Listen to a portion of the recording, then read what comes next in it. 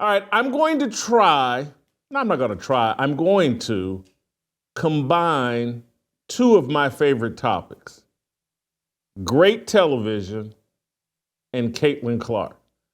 And I'm not sure if it's great television or it's compelling television and Caitlin Clark.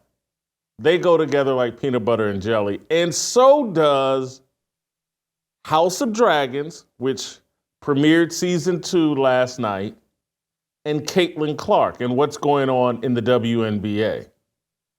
I'm going to build an analogy around House of Dragons and the battle between Rhaenyra and Alicent and Caitlin Clark and Angel Reese. That's what's going on. And this is so fascinating and so compelling, and it's why the left, in my opinion, has moved so aggressively into sports. House of Dragons, as many of you all know, is the show, the spinoff show from Game of Thrones, Game of Thrones was very popular for 4 or 5 seasons, all the way up until its conclusion. It was kind of the last destination television show where people would watch it and everybody would talk about it. House of Dragons, not as good, but it's the exact same themes. And so Game of Thrones kind of snuck the feminist angle into the storyline, where House of Dragons is it is the feminist angle. It's a story about 2 women fighting for power. It's a pretty good show. It's not a great show, but it's a pretty good show, and people still watch it in relatively large numbers. TV fails to connect the way that it used to. What does connect the way that it used to in terms of driving conversation, in terms of driving narrative, is sports. And so you have this great battle going on between Caitlin Clark and Angel Reese. And people are piggybacking this battle to make all their points about Black Lives Matter and feminism and the matriarchy and the patriarchy and all of that. Kick back. No one else is going to do what I'm going to do today, but I'm going to walk you through what's going on with Caitlin Clark and the WNBA and Angel Reese by analogizing it to what's going on in the television show House of Dragons. We'll do that today.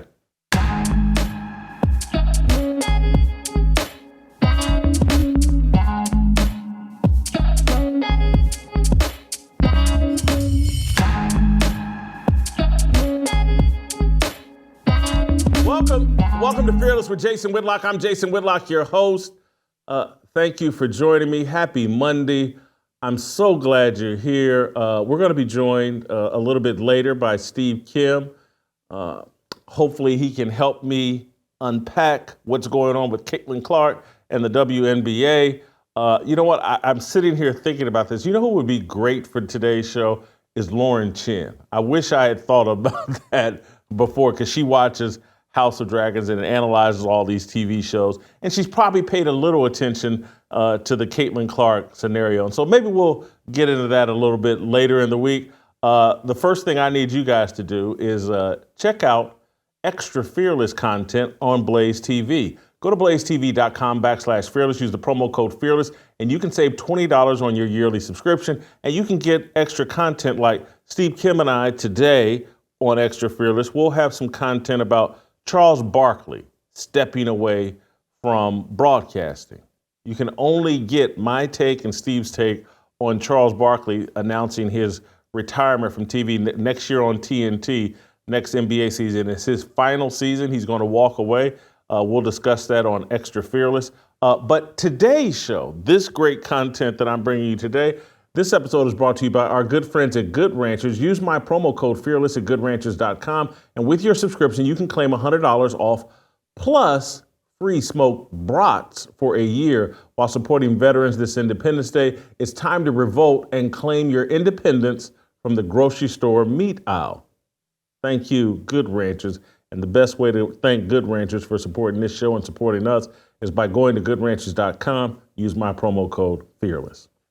All right, let me, for those of you that don't have an HBO subscription and maybe you don't watch a lot of modern TV. I don't blame you. It's hard to follow. Everything is trying to throw the feminist angle down your throat. Every hero is, 55-year-old Queen Latifah at 250 pounds. She's out beating up men and jumping over buildings with a single bound. It's all feminist garbage. Every hero is now some woman, and every man is an idiot. So many of you have checked out on corporate TV, mainstream television. House of Dragons, I still pay attention to. It is feminist garbage, just like the end of Game of Thrones was feminist garbage. House of Dragons really leans into that. These two women, and again, if you don't know Game of Thrones or House of Dragons, it's set back in time, let's say, I don't know, 1,000 years ago, 2,000 years ago. I don't know, but there's flying dragons, and it's back in medieval times, or it comes. That's the best I can describe it. But really, what Game of Thrones and House of Dragons is about, it's about what human beings will do to acquire power, and they'll do anything to acquire power. And again, they really, in this, maybe accidentally, incidentally, unintentionally, with this House of Dragons, they're really showing you the depravity of women. And again, Game of Thrones featured a lot of men, and then at the end there was this heroine, Khaleesi Targaryen, and she was going to save everybody, this little cute blonde girl, and she turned out to be a little feminist that couldn't get the job done and was kind of silly and stupid. But anyway, they've moved on from that and moved. This actually precedes Game of Thrones, the House of Dragons. And so you have these two women. One is the married in to be the queen. I think her name is Alicent. And then the other is named Rhaenyra. And she, the blonde on the left, she is a Targaryen and is like an heir to the throne, or she wants her sons to be an heir to the throne. Alicent, the woman on the right, the dark-haired woman, she married the former king, had kids with the former king, and feels that her kids are the rightful heirs to the throne. Rhaenyra, the actual Targaryen, the woman on the left, she thinks she and her family are the heirs to the throne. And so it's this great battle between these two women. Rhaenyra, in this case, is Angel Reese. And Alicent, the woman on the right, is Caitlin Clark. And if you watch the show, Rhaenyra and her family's all got this white blonde hair. They are called Team Black. I'm not making this up. That's what they are called on the show, Team Black. Alicent, on the other side, her team is called Team Green. Team Green, again, is Caitlin Clark. So Team Black versus Team Green. What could be a better analogy for the WNBA? Team Black is Angel Reese and all the racial idolatry that backs Angel Reese and her claim to the throne. Angel Reese, she's the reason, or she's 50% of the reason the WNBA is having all of this success. Caitlin Clark, on the other hand, is the reason they're having all the success, and she's Team Green. It's about money with her. It's not about worshiping black women. It's not about black idolatry. Team Green is about the Benjamins. It's about, Caitlin Clark is about, look at all the eyeballs and look at all the traction and all the money and all the relevancy that she's bringing to the game, the WNBA, a league that has never turned a profit in 27 years of existence. Now they're drawing large crowds. Now they actually have a pathway towards success. And there are a group of people that are on Team Green and in support of Caitlin Clark. And then there's the other group, Team Black, that's in support of racial idolatry. Let me stop there and go to last night on House of Dragons. There was a climactic scene. Spoiler alert for those of you that have not watched it, but there was a climactic scene at the end of episode 1 of season 2. Team Black, Rhaenyra's, Angel Reese, her team sent 2 assassins to kill the son, the son of Alicent. They ended up killing her grandson, a baby, murdered, beheaded in his crib. That's what Team Black did, chasing power, Rhaenyra's. If juxtapose that with or compare that to Alicent, who in previous scenes before her grandson was beheaded, was talking about, hey, we don't want this to turn into wanton violence. We're going to fight this out, but we don't want it to turn into wanton violence. She's trying to take the high road, same as Caitlin Clark. What happened yesterday during the WNBA game between the Fever and the Chicago Sky? Caitlin Clark versus Angel Reese. It's their second time meeting. Call this season 2 of the feud between Caitlin Clark and Angel Reese. It's their second meeting. Caitlin Clark and the Fever won the first one, and they won the second one yesterday. And it was marked by, let's play the clip, Angel Reese with a hard foul, a flagrant foul on Caitlin Clark. Let's play the clip. Yeah, that's right. Reese is being reviewed for a possible upgrade to a flagrant. That's Angel Reese. Across the head, and they will go to the monitor. I can't remember the woman that actually blocked the shot. But that's 2 assassins trying to behead Caitlin Clark, just like House of Dragons. It's incredible how both of these they're just TV shows. The WNBA is a TV show that's been struggling, and now it's having a little success. House of Dragons is a successful show that's trying to have a little bit more success. It's amazing how they parallel each other. Team Black on House of Dragons beheaded a baby boy in pursuit of power. Team Black, Angel Reese in the WNBA, tried to behead Caitlin Clark. And after the game, Angel Reese was asked about trying to behead or the flagrant foul on Caitlin Clark. Let's listen to Angel Reese. Let's play shot number 2. Angel, I want to get your assessment from the first half to the second half, because the first half, you and Camilla were cooking in the first half there, but what happened in that second half? For inside, I think we were playing really hard. I think we went up really strong a lot of times, and we didn't get a lot of calls. And going back and looking at the film, I've seen a lot of calls that weren't made. I guess some people got a special whistle, but just being able to play hard as best as we can. I'm still proud of Camilla going on, still getting a double-double. And that's something y'all not going to be able to stop regardless of the referees. We're here for a while. We're not going to be denied, it's no matter what you guys can try to do. But our goal is to win, and we're going to do whatever it takes to win and continue to do that. So there's Angel Reese, the captain, the head of Team Black, Rhaenyra Targaryen. There she is explaining her trying to chop the head off of Caitlin Clark, and she pivots and turns it into, hey, we were playing really hard, and I thought the fouls weren't going our way, but some people have a special whistle, I guess referring to Caitlin Clark. But then she really makes an interesting statement, I think, at the end when she starts talking about you guys, and we can't be denied no matter what you guys try to do. And it's like, who is she talking to? The media? The media is virtually all Team Black. They're all on board with Angel Reese and whatever Angel Reese does. So who is she talking about?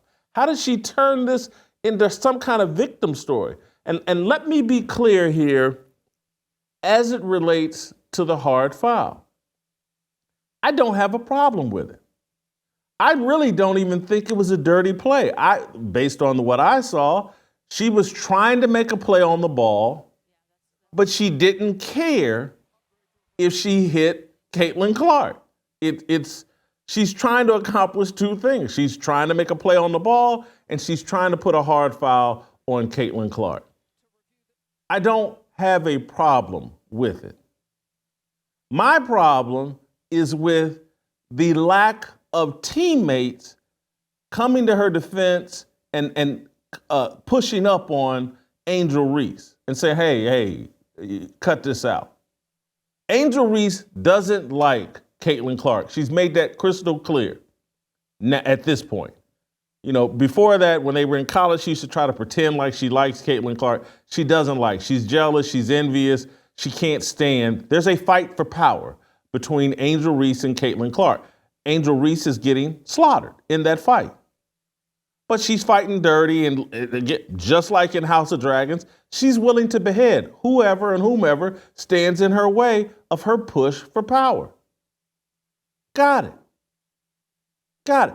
But to sit there and try in this state of delusion to act like the entire media structure isn't team black, isn't team Angel Reese, isn't team black racial idolatry, everybody bend the knee, that's a joke.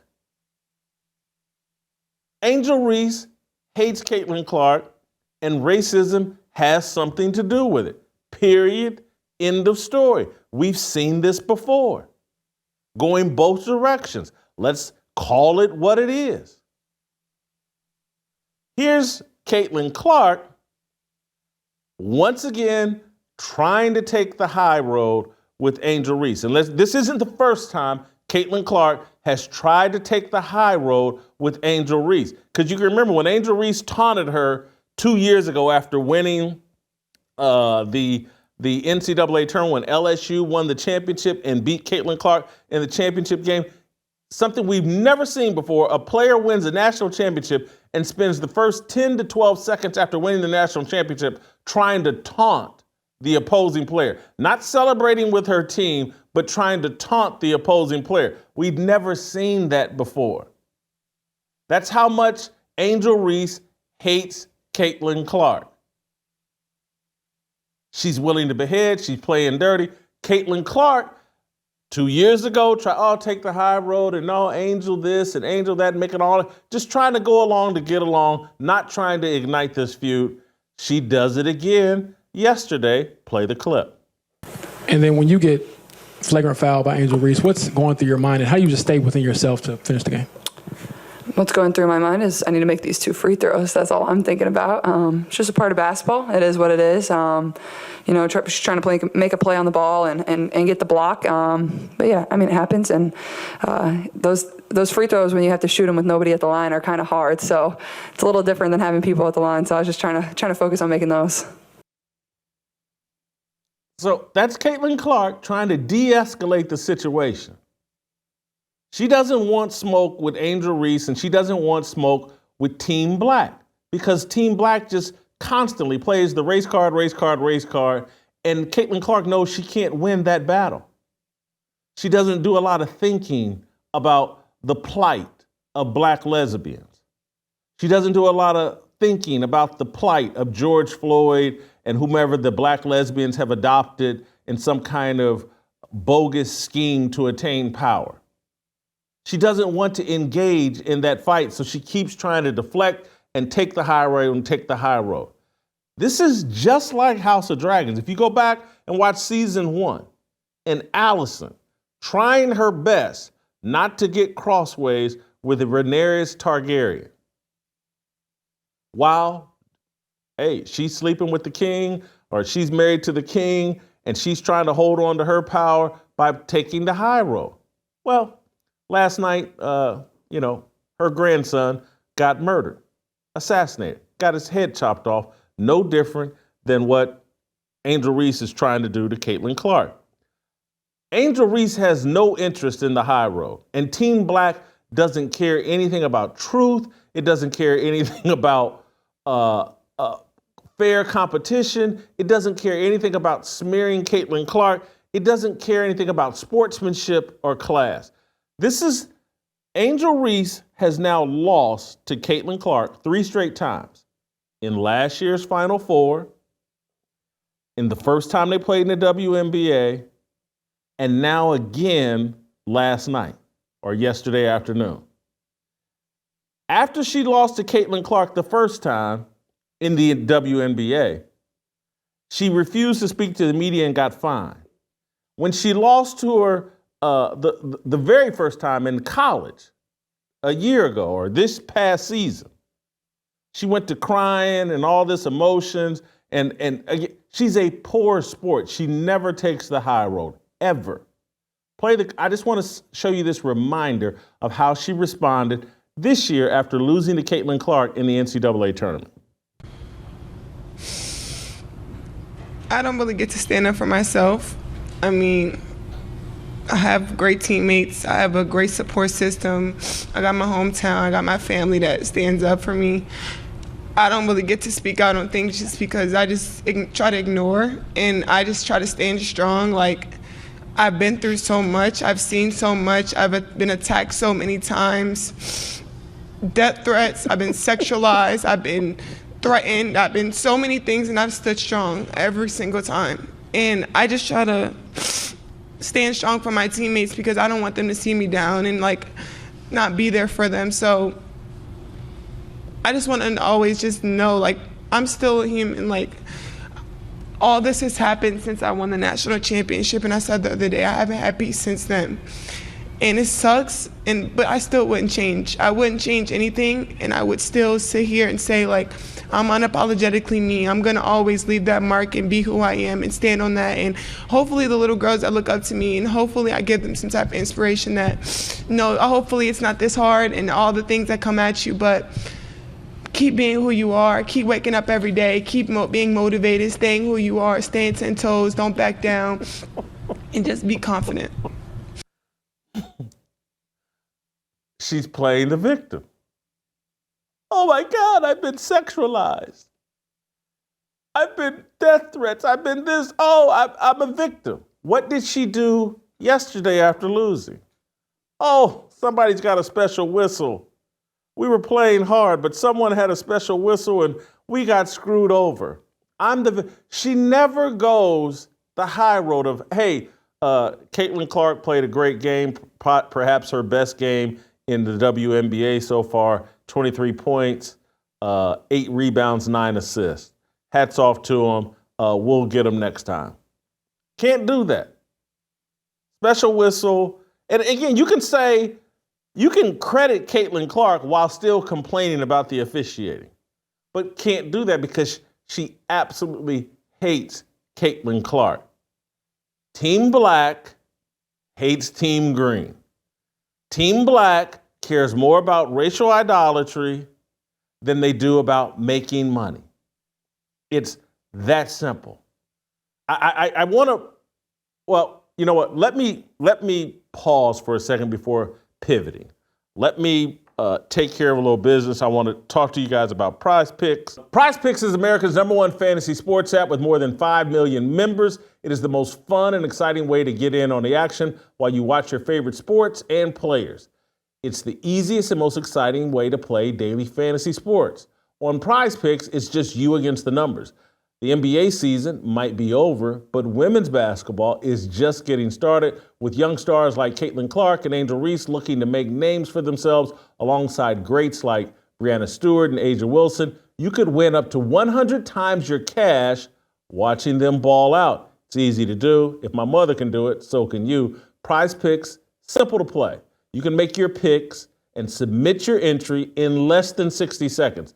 Download the app today and use the promo code FEARLESS for a first deposit match up to $100. That's code FEARLESS on Prize Picks for a deposit match up to $100. Pick more, pick less. It's just that easy. All right, let me go back to my Caitlin Clark House of Dragon analogy. Let me tell you guys who's on Team Black and who's on Team Green as it relates to Caitlin Clark and Angel Reese.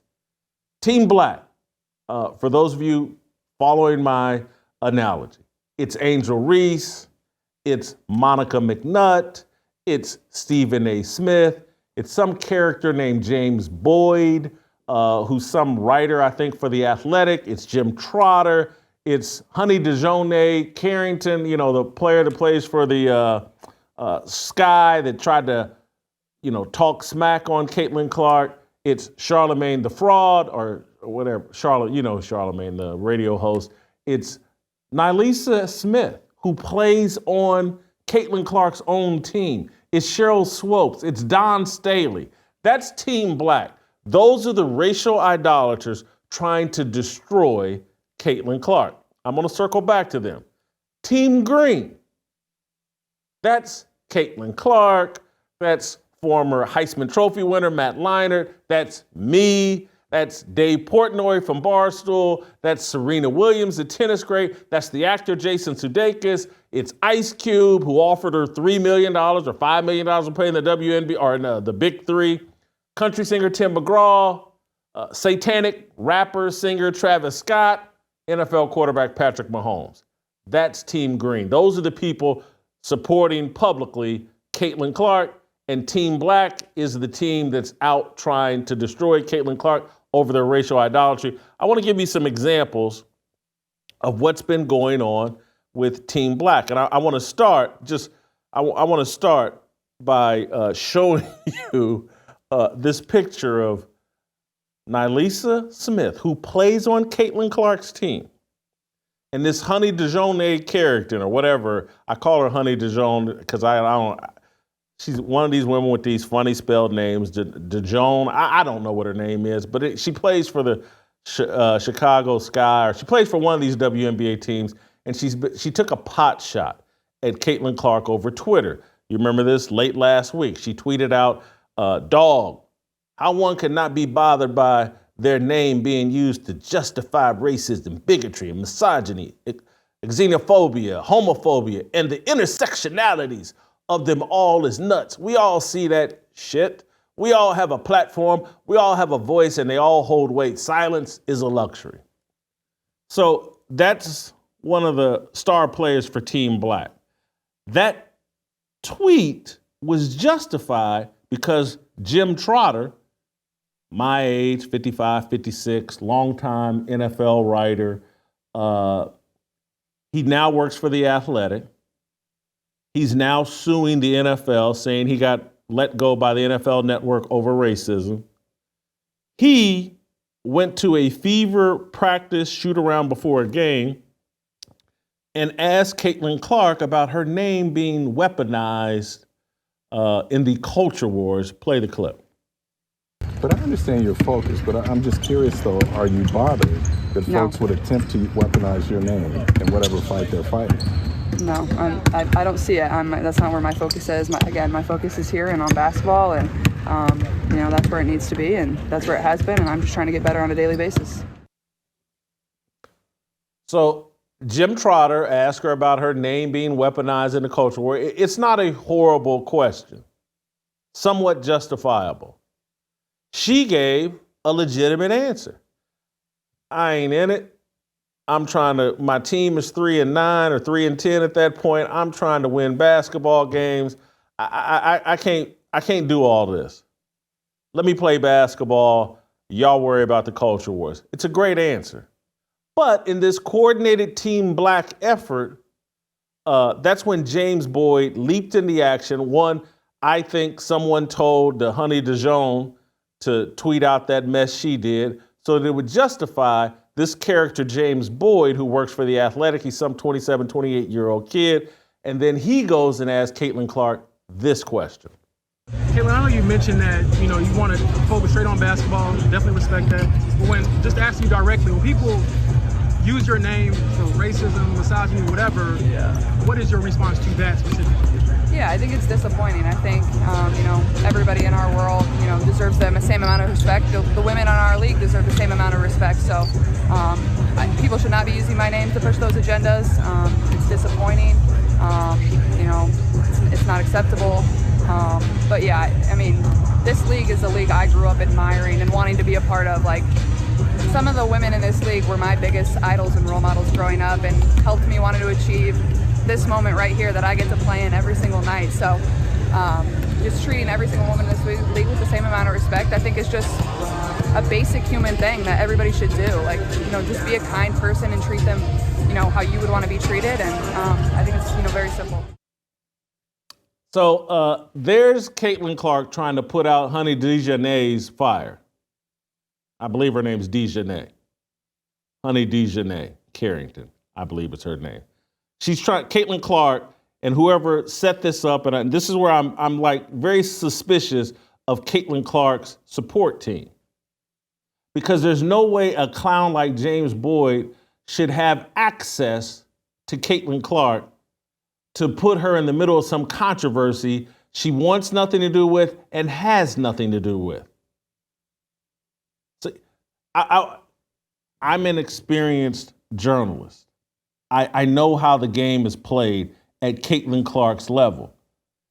People like James Boyd just don't get shoot-around practice access to someone like Caitlin Clark, who's being used by all these different groups and people to promote an agenda. And so by allowing the media access to her just during a shoot-around basketball practice, she's standing around in a scrum. It should never happen. And that's why I keep saying, and said last week, and will repeat again this week, all of these people need to be fired. They don't know what they're doing with Caitlin Clark. Let me tell you how NFL quarterbacks are handled. Not just Patrick Mahomes, but all of these franchise quarterbacks. The media only gets access to them when the team says so. And the access is highly limited. Patrick Mahomes, after a game, will speak at the podium and answer 5 or 6 questions with a PR person standing right there at the podium who will end it very quickly and will jump in front of any stupid question. Then, during the week, Patrick Mahomes will be given, the media will be given access to Patrick Mahomes once during the week with a PR person standing right there to make sure no one asks a stupid question. No one just gets to randomly just walk up on Patrick Mahomes and start, hey, Patrick, I want to talk to you about these racial issues and blah, blah, blah. It just doesn't happen. That's how you protect a superstar. That's how you protect someone driving that much money to your league. You don't allow them, and you don't allow idiots and clickbait trolls like James Boyd, someone who is a DEI hire for The Athletic.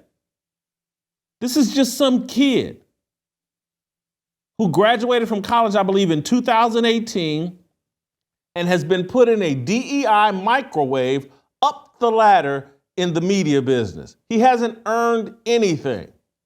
The man covered the University of Illinois for 6 months at some newspaper in Decatur, Illinois, and that 6-month job in Decatur got him a job at the Indianapolis Star covering the Pacers for 9 months. And then after those 9 months, he's given a job at the Athletics, I think now covering the Colts and other things going on in Indianapolis. This man hasn't earned anything. He doesn't know what he doesn't know. He's a clickbait troll. He doesn't deserve access to Caitlin Clark, unfettered, unsupervised access to Caitlin Clark. Someone on the PR staff should have said, hey, she ain't answering that question. That's a dumb question. Next. Someone else should be the bad guy, not Caitlin Clark. This whole thing, it was a setup. Caitlin Clark's handlers, in my view, sold her out.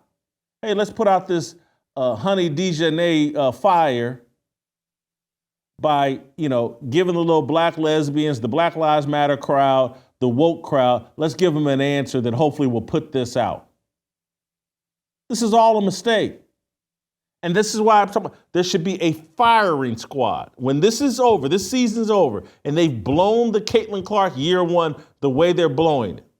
And I know everybody, oh God, look at the attendance number, look at the TV rate. That ain't got nothing to do with them. Caitlin Clark's doing that all on her own. Adam Silver should be fired, the head of the NBA. Kathy Engelbert should be fired, the head of the WNBA. Christy Sides, the head coach of the Fever, she should be fired. Lynn Dunn, the general manager of the Fever, she should be fired. and the water boy, Bobby Boucher or whoever the water boy, fire them all. They've turned this Caitlin Clark to the WNBA into the Fire Festival 2.0, and there has to be a firing squad for this level of incompetence. Has to happen. They're not handling Caitlin Clark like she's a prized possession, like she needs to be protected. They're leaving her out there for the woke mob, for Team Black, to try to undermine her confidence and distract her.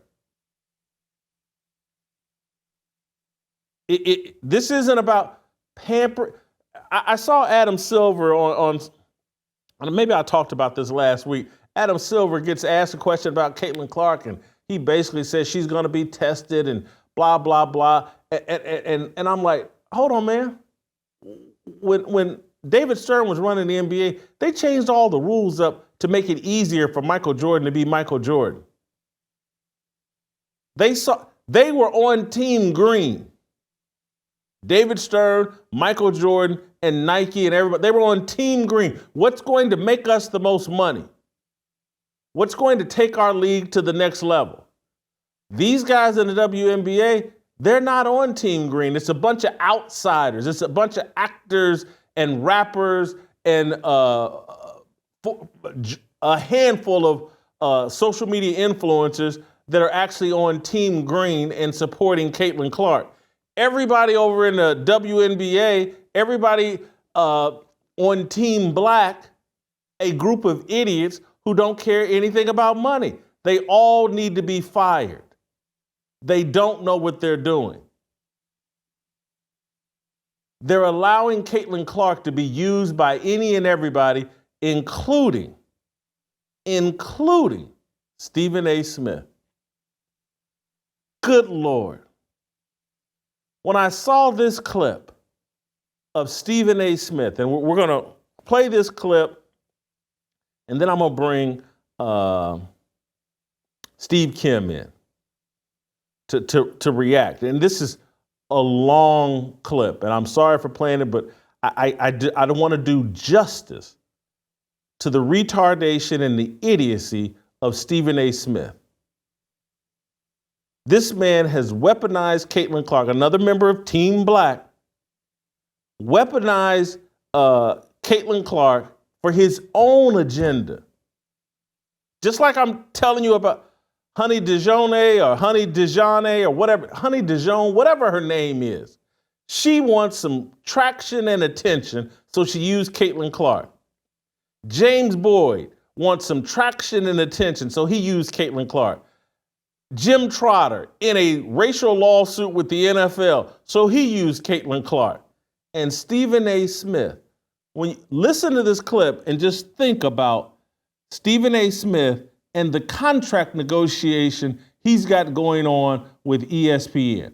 He's mad as hell that Pat McAfee makes more money than him. And everything he says about Caitlin Clark is subtweeting ESPN and Pat McAfee, claiming if Pat McAfee's making $18 million, I need to be making $20 million. These people are using all of Team Black. They're using Team Green. They're using this little white girl to advance their agendas. And then they're accusing Caitlin Clark's fans of using her to advance their agenda. Are you kidding me? Play the Stephen A. Smith clip. But there's a broader issue here that can't be escaped. And that is this. She is a white young lady. And she's been a magnet in a way that has benefited the league in ways that others have not, even though their efforts have been worthy and deserving of being as celebrated, if not even more celebrated. And it's a reminder that no matter how far we believe that we have advanced as a society, there's still such a long way to go, because in the end, if you're white, you're bright, you're right, and as a result, the shine comes your way in the eyes of a lot of people in America. Let's transition very uncomfortable to touch on, but just factually correct. You have somebody that's a presidential candidate. What is his claim to fame? Make America great again. What have people interpreted that to mean? Make America white again. These are the things that critics have said. He has his supporters spanning the tens of millions. There are others on the other side having tens of millions of the supporters on their side. What has that led to? A divide. It is not a divide that is created. It is a divide that's illuminated because it's highlighting and showing that it's been in existence all along. It hasn't gone anywhere. As we travel for the NBA Finals, and Shanae is here with yours truly and Kendrick Perkins and Brian Windhorst and stuff like that. Yeah, in the city of Dallas, we're chilling, this metropolis, and, we're having a good time. Go to some of the outskirts of Texas. Go to some of the outskirts of Florida. Go to some of the outskirts of various places throughout this country, and you see places that ain't trying to hear all of that. It was the way that it was, and we ain't trying to change it for anybody. We holding on to this, whatever that it may be. And as a result of that, we find ourselves on too many occasions witnessing the conflict that we thought had subsided, that we thought had evaporated before our very eyes. And what we've learned is it has not. It has not. So when Carrington spoke up, I got where she was coming from. I certainly don't hold Caitlin Clark accountable for that. But what Caitlin Clark has to understand is that it's not really you personally. It's you, the figure. It's you, the prop per se, that is being utilized to address a bigger point. If we could do it, everybody has done it. Dr. Martin Luther King Jr. and others were trying to make things happen in the 50s, in the 60s. Rosa Parks refusing to give us a seat up on a bus. Everybody knows that was something that was orchestrated because a bigger issue needed to be addressed, and they had to find the right person to address it. And throughout history, we've seen a plethora of things transpire and take place where an individual had the light shined on them, and it was orchestrated and plotted and planned because a bigger message and a bigger issue needed to be addressed, but the right person needed to come along to give us the license to address it. And it might not have been through their own volition, but it happens. Caitlin Clark is a wonderful basketball player who I think is going to be a star in this league. And she is box office, and she does generate ratings, and all of those things are true. But the fact that she is a young white lady and the world has gravitated to her the way that they have, in a way they have done for no one else in the 28-year history of the WNBA, and Lord knows how long Team USA has been into existence, it's just further evidence of the times that we're living in, but most importantly, the times we've been living in, and the progress that purportedly has been made, although it has existed to some degree, doesn't negate the fact that we can't gloss over the reality of what we're exposed to every single day. That is what Janae has spoken about. That is what Carrington was alluding to. That is what a plethora of people within the WNBA and within the world is alluding to today. Yo, y'all, there's still a lot of work to be done because things haven't changed nearly as much as we would like to believe. Period. As I tweeted, if retardation was a word salad, that's what it would look like, and that's what it would sound like. Including with the black woman sitting there on a bobblehead, just nodding her head, as Stephen A. says absolutely insane, stupid things. Are you kidding? I'll get into it with Steve Kim in a little bit more detail, but one of the key things he says there, he kept using the word orchestrated. This is not organic, what's going on. This is all of this stuff. And this Team Black movement, this is just an analogy about what's going on in the media ecosystem. What's going on in their Black Lives Matter leftist movement. It's all orchestrated. That's why there are so many fake hate crimes. That's why Jussie Smollett and Bubba Wallace and all these pretend hate crimes, it's all orchestrated. This man compared Rosa Parks to Caitlin Clark. Rosa Parks intentionally put herself in that position so that she could be used. It was orchestrated. That's what he's saying. And that's what a lot of these people are being taught. It's like, hey, just orchestrate the deal. Hey, there's no racism we can point to. Orchestrate it, create it, so that we can make a bigger point. That's why all these people are so comfortable lying and distorting the truth. Orchestrate it. It's a good thing. When John Lewis, I'm talking about the congressman, when he said good trouble, and people run around with this good trouble slogan, t-shirts and hashtags, they're talking about orchestrating racism so that they can point to it and say, see, ain't nothing changed. Well, things have actually changed. And Team Black is dominating racism. It ain't even close. This man, I just want, if you go to the outskirts, all those people are racist. They believe in make America white again. That's what Stephen A. Smith just said. You think some white folks couldn't say, man, if I go to the inner city, I'm not going to be treated well? Of course they could say that. And you know who would also say that? A lot of black people. That's why as soon as we get some money, we move out of the inner cities and we move to the outskirts where all this alleged make America white again racism is. It's all a lie. It's orchestrated. Let me stop here, bring Steve Kim into the conversation. Before I do that, I want to talk to you guys about what Sarah Gonzalez and the Blaze Originals team has going on. They're trying to get to the bottom of voter fraud, and they have a docuseries called Voter Fraud Exposed: How Elections Get Stolen. You have to be a Blaze TV subscriber to get this content. Sarah and the Blaze Originals team went down to Michigan, did an investigation. It's powerful, and it will help you understand how elections get stolen.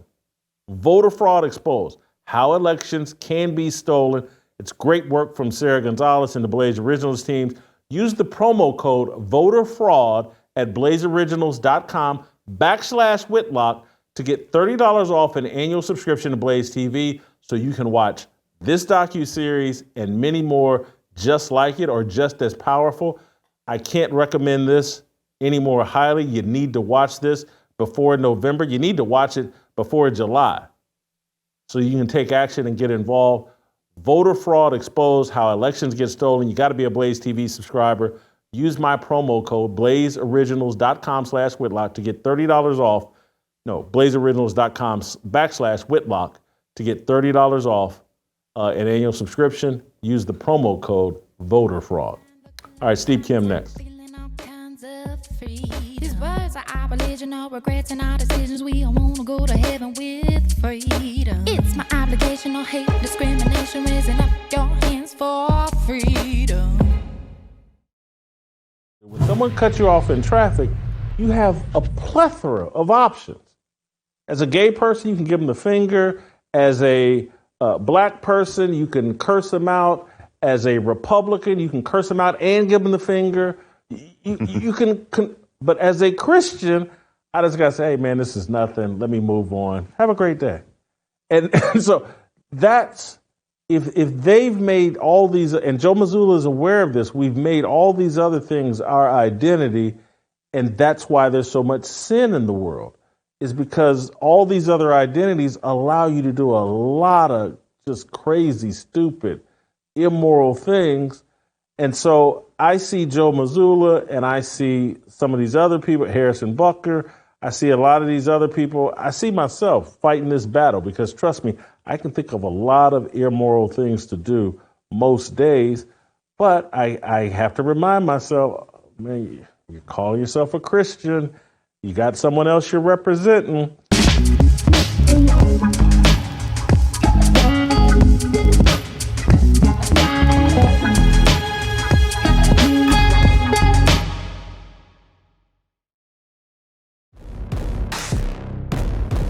Welcome back to Beef, as I walk you through my top 50 media beefs of all time. Yeah, I'm an equal opportunity beefer. It's like, Randy, are you asleep at the wheel?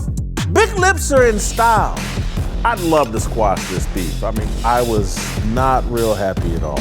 I was less than thrilled. I was displeased. And now we have beef.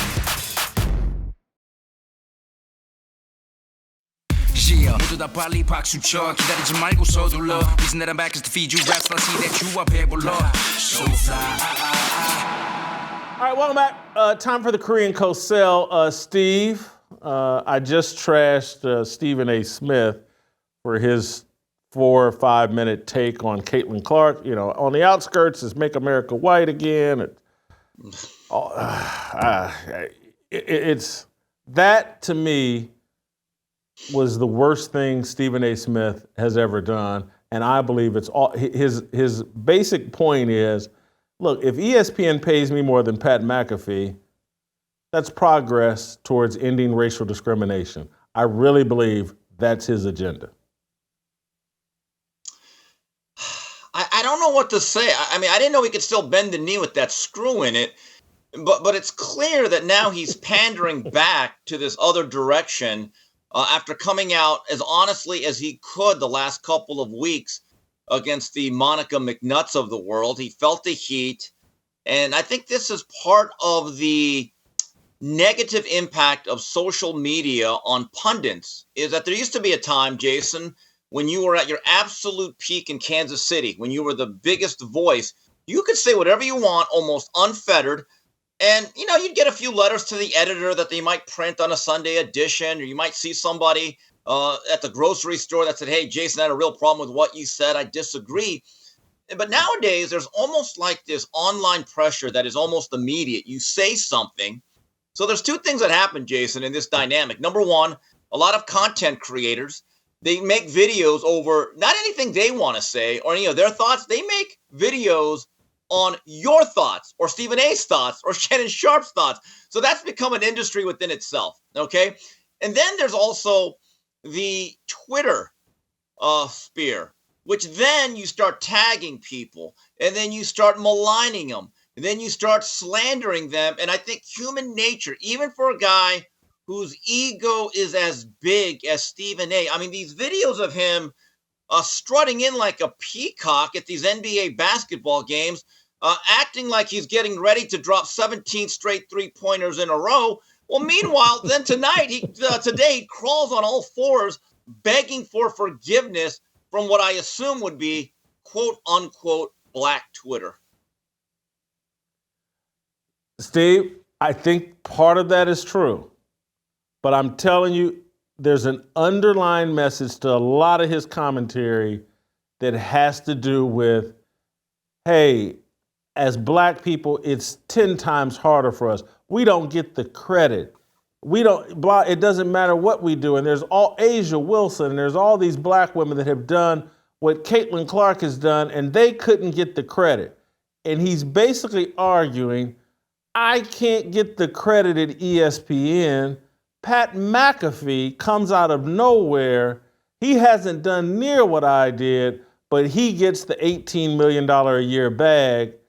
If ESPN wants to prove it's not racist, they need to give me a $20 million bag because I'm Asia Wilson, I'm Candace Parker, I'm Cheryl Swopes, I'm all the black people that got overlooked so that Pat McAfee could get paid. That's what, I don't think it's so much fear of black Twitter as Stephen A. arguing in his own self-interest, pay me. Don't, Pat McAfee's Caitlin Clark. I am Cheryl Miller and Candace Parker and all the black people that got overlooked who never got what they deserved. Yeah, well, speaking of that, though, in terms of that first part, Jason, there was nothing keeping Stephen A. from covering Cheryl Swoops and Asia Wilson for years. There's a reason why he ignored it. He would have lost his audience and then eventually his show and his job. Okay, so we're all out for self-survival. We are programmers. Okay, Jason, whether you're a small YouTube channel or ESPN, the very nature of programming is giving the consumer, which is your audience, what they want and deriving an audience. That's how you survive in this game. That is a form of capitalism, and it's very fair, okay? As for the dynamic, I hadn't really thought about it. I believed, like in the National Football League, if a wide receiver like Justin Jefferson gets a big deal, guess what? That next wide receiver, they're going to get a better deal. Does Stephen A. Smith not believe that a rising tide lifts all vessels? Because I don't think there's any disrespect to Stephen A. Smith. No, here's what Stephen A. Smith knows. And it's like things I've had to accept. What he's really upset about is like, Pat McAfee went out and built his own YouTube channel. Yes. He did that. That's why he got paid.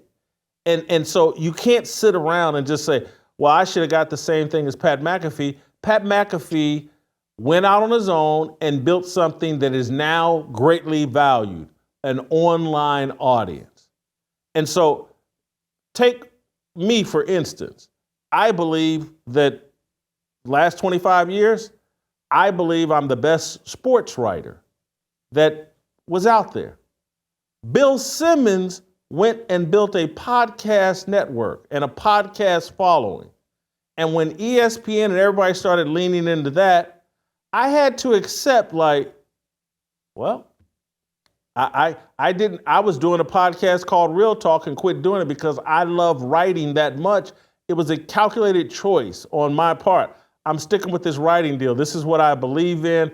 I know it won't be as lucrative as podcasting and some of this other stuff, but I'm not going to sit around and hate on Bill Simmons because he went out and built the podcast thing. I'm not going to sit around and hate on Pat McAfee because 5 years ago, 7 years ago, when I was sitting on corporate TV, he was out building a YouTube following, and that's now what's in style. Stephen A. Smith miscalculated, and let's just keep it 1,000%. The white guys went out and were more entrepreneurial and built businesses that they could then sell off to an ESPN or a Barstool or whoever bought the Ringer. And Stephen A. didn't do that. Accept that and quit being a hater because because everything that Stephen A. is driven by money. He didn't make the most profitable decisions. Accept it. If Stephen A. wants to make this a real cultural or racial issue and he wants to be a pioneer, then I have a question. Why are you begging a white corporation for your paycheck? Why not go to an African-American or black-owned network and say, you know what, we're going to empower ourselves? The old FUBU, for us, by us, not begging the white corporate American entity. It's always the same song. I'll just leave it at that. Last one. Shannon Sharp. He went out and built Club Shay Shay. Hats off to him. And again, I had criticisms of Shannon Sharp on the FS1 show, and I did not hide from that. That ghetto shtick and all that, it was inauthentic and it drove me crazy. But as it relates to Club Shay Shay, you're not hearing me put a lot of hate on Shannon Sharp about Club Shay Shay. I'm saluting the dude. He went out and built something, and it's very valuable. Hats off to him. All this little hate and stuff, it's crazy to me. I want to play you one other thing, Steve, as it relates to Caitlin Clark. Charlamagne the Fraud was on Bill Maher's show over the weekend. And hats off to Bill Maher. He actually questioned Charlamagne in a real way and embarrassed him, in my opinion. Let's play the clip. But you don't think it's a problem that this young woman, there's so many examples where, black people are very marketable. Well, ask yourself and this. She seems to have been indoctrinated into this. They don't see it as marketable, so it doesn't matter how hard I work. Well, I don't think that's accurate or healthy. When people come into the league and they're like the biggest thing in college, isn't that a big deal? No, because Asia Wilson was the biggest thing when she came out of South Carolina. That's where I'm from. So she was one of the biggest things when she came out of South Carolina, #1 draft pick. And she didn't get all of that. So what do you attribute that to? You're saying that's racism? No, that I'm not saying it's racist. I'm just saying that I think Asia Wilson has a point. And I think sometimes when, black women say certain things, we should listen, and especially her, because I'm not in her shoes. I don't know. But why was Serena Williams such a big star? Because people like that. They didn't not watch her because she was black, right? Yeah. Okay. So where are we with this? I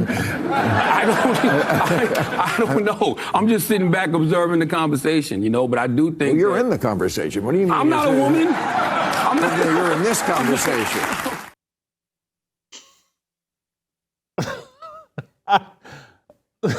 Serena Williams, Tiger Woods. There's countless examples of black people dominating a sport that's normally white and being celebrated and being, popular. He had no answer. He has no logic other than, hey, a black woman said it and I'm not allowed to question it. This guy has no balls, man. I have a question. It's neither here nor there. So wait a minute, that's Asia Wilson? I thought it was Ajay. Now I have a question as a crouching tiger. Isn't using the word Asia as your first name if you're not a crouching tiger, isn't that cultural appropriation, or does that only work one way? All right, but anyway, here's the thing about Miss Wilson. Charlamagne can say that she was the biggest thing coming out of South Carolina. Jason, until about 4 months ago, I had never actually heard of her. I don't remember her at South Carolina. I couldn't tell you a thing about her WNBA. She could walk down the street in a bikini in Times Square. Nobody would notice her unless she was wearing a bikini. So I take that part back. Nobody in the middle America would recognize her. So this whole notion that somehow she came out with the same buzz as the CNC Shot Factory out of Iowa City, that's simply not true. The other thing is, in terms of the whole issue or the dynamic of white players getting more credit in that league, the WNBA, and that because Caitlin Clark is white, that she got all these endorsement deals just really reserved for white players. I don't remember Sue Bird getting all these endorsements and all this credit or creating this much buzz. Diana Taurasi. There's that three-point shooting girl that came out of the University of Oregon. I mean, she's so popular, I don't even know her name. I just know she had this contest with Steph Curry. So that, again, is not true. I think Caitlin Clark has some very interesting decisions to make in this offseason if she wants to even do this. And I think even the fans, because I talked about this on Twitter with a few people. I think that Caitlin Clark fans need to do their version of the Montgomery bus boycott. I'm going to call it the Caitlin cot. In other words, do not be ashamed, do not be guilted into watching other parts of the WNBA that you don't find entertaining or palatable, which means basically every other game that does not involve Mrs. Clark. In fact, just watch Caitlin and then turn it off. Do not support it. Just wear her jersey, wear her stuff, and just don't even acknowledge the rest of the league. It is okay to be a Caitlin Clark fan and to absolutely detest the rest of the WNBA. Yeah, I said it.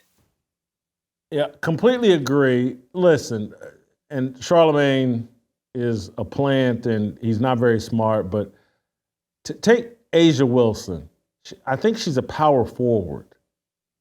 She plays a very unexciting brand of basketball.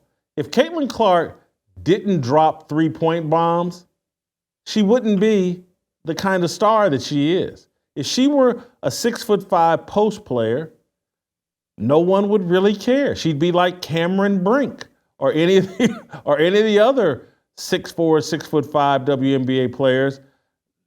It's not an exciting style of basketball. Brittany Griner, no one cared because it's not relatable. The reason why Steph Curry is such a big deal, his brand, his style is very relatable. And so, but it's even more than that. Take the Kelsey Plum. She actually, and again, she left college basketball, I think, as the top women's scorer, and she's more attractive than Caitlin Clark, and she's white. Why didn't she get the star treatment? Why wasn't she? If all it is being white, why didn't it happen for Kelsey Plum? She doesn't play the right style. It's not as exciting. And I just, this Asia Wilson deal that everybody's trying to build into, Don Staley has a big hand in all this team black racial idolatry deal. Don Staley wants one of her players, Asia Wilson, to be the face of the WNBA. Aaliyah Boston or whatever. Caitlin doesn't even have support on her own team. This whole thing is just crazy and stupid. Jason. I'm so sick of it. Yep. Jason, Kelsey Plum is best known for wanting revenue sharing on jerseys of hers that don't sell. I can see why Darren Waller wanted a divorce. Probably had to listen to that crap all day. Here's the thing. And you're talking about the style of play or the aesthetics, as I use one of those fancy SAT words us Asians are good at, right? The aesthetics matter. As a former or a Laker fan in recess who really enjoyed the three-peat of Shaq and Kobe. Now, there's no doubt Shaq was probably one, with Kobe being a very close 1A in terms of who was more dominant, who was more important, who really shifted the balance of the league, okay, when it came down to it. However, Jason, as a sports fan and a Lakers supporter of that era, I can tell you this, the last 15, 20 years, I've watched a lot more Kobe Bryant highlight montages and clips on YouTube and tributes and great games.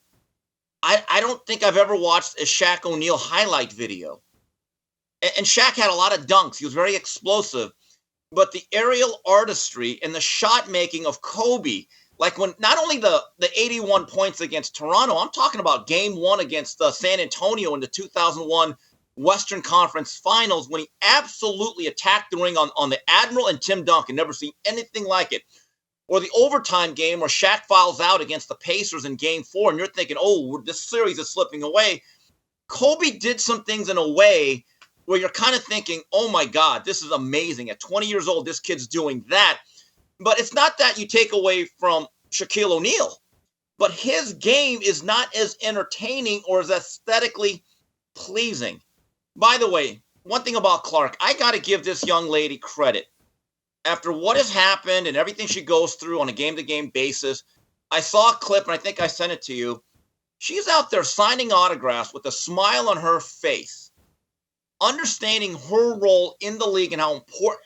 If I was her, I would give that old Jordan line after what I have to them kids. But no, she is carrying the league on those soft, supple, feminine shoulders. God. Clark, you're okay. You are okay by the Kimster. Steve, final thought here. I actually have to give you credit. The hair, it was a good call. Yeah. It was a good call. It's coming in nicely. Coming in. Yeah. I think Rome was not built in a day, and neither was this buzz cut. Well, like I told you, just stick with me here. Jeez. And Lopez. Not bad. Lopez All right. Thank you, Steve. Great job. We'll play tomorrow, and we'll see you tomorrow.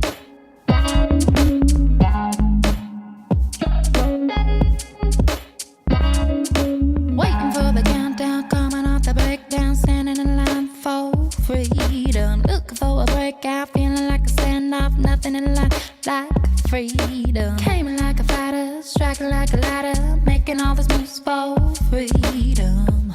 I want freedom.